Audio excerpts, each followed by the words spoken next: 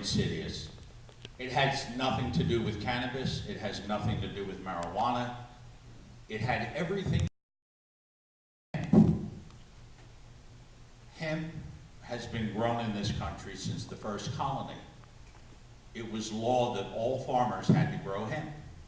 It was used to make the sails and sailing ships, the ropes on the sailing ships, the clothing that people wore, the oil they lit their homes with, food that they ate, oil for machinery, and there were about 25,000 commercial uses for hemp.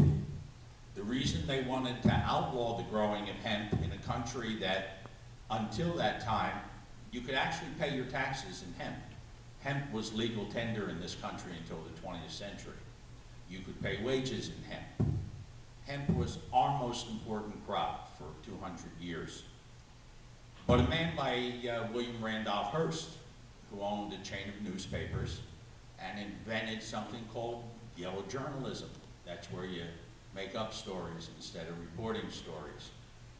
He also owned a company called Kimberly-Clark, and they owned millions upon millions upon millions of acres of pulpwood forests that they used to make newsprint.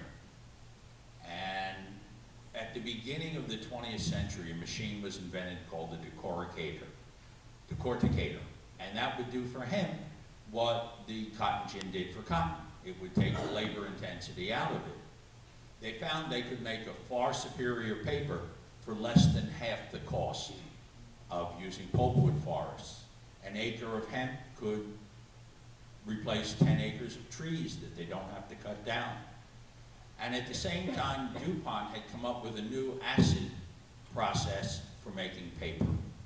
And that's the process that polluted so many of our rivers and streams. They found that the cost of making paper out of hemp was half or less than half of using pulpwood, and would have made these vast forests worth nothing. The idea was to ban hemp, and they did it by passing a marijuana tax, saying that you had to have a stamp to grow marijuana, and that if you were going to trade or deal in hemp, you would have to pay $1 an ounce to the federal government. So that was the end of hemp, at least until World War II. And of course, we couldn't fight World War II without hemp. We import $3.5 billion